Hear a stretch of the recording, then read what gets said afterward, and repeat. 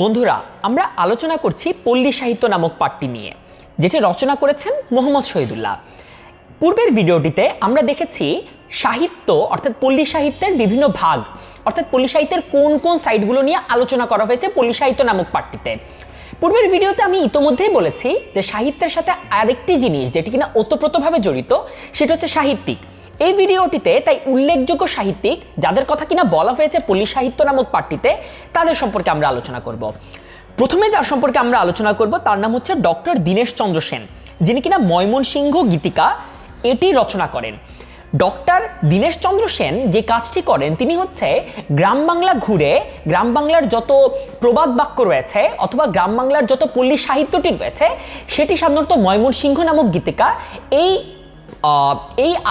এই গ্রন্থটিতে তিনি সাধারণত একীভূত করেন। এর জন্য ডক্টর দীনেশচন্দ্র সেনের বাংলা সাহিত্যে যে অবদানটি রয়েছে সেই সাহিত্যে অবদানটি অনেক বৃহৎ। তোমরা নিজের পাঠ্য বইতে আরও দেখে নিবে যে ডক্টর দীনেশচন্দ্র সেন সম্পর্কে আরও অনেকগুলো তথ্য রয়েছে, যেমন তিনি কবে জন্মগ্রহণ করেন, কবে মৃত্যুবরণ করেন এবং তিনি আরও কী কী অবদান রাখেন। আমরা এই জায়গায় চেষ্টা করেছি তার যে প্রধান অবদানটি অর্থাৎ ময়মনসিংহ গীতিকা সেটি সম্পর্কে তোমাদের অবগত করার জন্য। এবার গ্রাম বাংলার অথবা বাংলাদেশের একজন মানুষ থেকে আসো আমরা বিদেশি একজনের কাছে ঘুরে আসি। এবার যে মানুষটি নিয়ে আমরা আলোচনা করব তার নাম হচ্ছে রোমারোলা। নামটি শুনেই তোমরা বুঝতে পারছো সে হয়তো বাংলাদেশি কোনো মানুষ না অথবা বাঙালি কোনো মানুষ না। তাহলে প্রশ্ন আসতে পারে যে তিনি আসলে কোন দেশি। তার সম্পর্কে এই প্রশ্নটি সাধারণত অনেক বেশি পরিচিত যে রোমারোলা সাধারণত কোন দেশি। উত্তরটি হচ্ছে ফরাসি। এটি তোমাদের অবশ্যই মনে রাখতে হবে, অত্যন্ত ইম্পর্টেন্ট একটি অবজেক্টিভ। এবং রোমারোলা এমন এক সাহিত্যিক যিনি কিনা একই সাথে দার্শনিকও ছিলেন।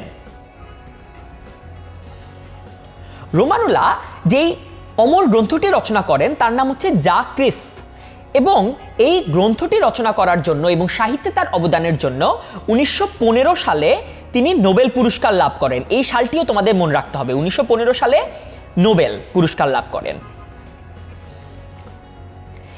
এই যে রোমারোলা রয়েছে তার সম্পর্কে আলোচনা করা হয়েছে কোথায়? পল্লী সাহিত্য নামক পাঠটিতে। তাই রোমারোলা সম্পর্কে যে তথ্যগুলো রয়েছে, অর্থাৎ তিনি একজন ফরাসি, তিনি একজন সাহিত্যিক হওয়ার সাথে সাথে তিনি একজন দার্শনিকও। 1915 সালে তিনি নোবেল পুরস্কার লাভ করেন এবং তার যে অমর গ্রন্থটি রয়েছে যার নাম হচ্ছে যা ক্রিস্ত, এটি সম্পর্কেও তোমাদের এই কথাটিও তোমাদের মনে রাখতে হবে। এবার আসো আরেকজন সম্পর্কে আমরা কথা বলি, যার নাম হচ্ছে মনসুর বয়াতি। এই মনসুর বয়াতি দেওয়ানা মদিনা এটি সাধারণত রচনা করে থাকেন, যেটি কিনা ময়মনসিংহ গীতিকাতে সংকলিত হয়। মনসুর বয়াতির দেওয়ানা মদিনার যে প্রধান চরিত্রটি রয়েছে, যেই প্রশ্নটি কিনা অনেক বেশি হচ্ছে কমন এবং অনেক বেশি এসে থাকে পরীক্ষায়, সেটি হচ্ছে মদিনা বিবি। দেওয়ানা মদিনার লিড চরিত্র অর্থাৎ প্রধান চরিত্র। এবং মনসুর বয়াতি সাধারণত গ্রাম বাংলার এমন একজন সাহিত্যিক যিনি কিনা দেওয়ানা মদিনা রচনা করেন এবং যার সাহিত্যের এই যে অবদানটি রয়েছে বা গ্রাম বাংলার মানুষের কাছে অনেক বেশি প্রিয় এবং অনেক বেশি পরিচিত। আমরা সবাই ছোটবেলায় একটি কার্টুন অবশ্যই দেখেছি, তোমরা কেউ কেউ এখনো দেখতে পারো, সেটা হচ্ছে ঠাকুমার ঝুলি। তোমাদের কি মনে এই প্রশ্নটি জাগে না যে ঠাকুমার ঝুলি কে রচনা করেছেন? হ্যাঁ, তোমরা ঠিকই দেখতে পাচ্ছ, ঠাকুমার ঝুলি রচনা করেছেন দক্ষিণারঞ্জন মিত্র মজুমদার। এবং তার এই অবদানটির জন্য একই সাথে শিশুতোষ সাহিত্যে তিনি অনেক বড় একটি অবদান রেখে গেছেন এবং বাংলা সাহিত্যের জন্য তাকে অনেক শ্রদ্ধা ভরে স্মরণ করা হয়।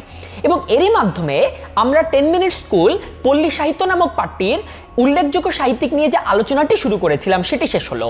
তোমরা এখানেও ভিডিওটি পজ করে একটি স্ক্রিনশট নিয়ে নিতে পারো এবং তাদের যে গ্রন্থগুলো রয়েছে সেগুলো মনে রাখা অনেক বেশি জরুরি এবং সেইটি তোমরা অবশ্যই মেমোরাইজ করে রাখবে বলে আমরা আশা করছি।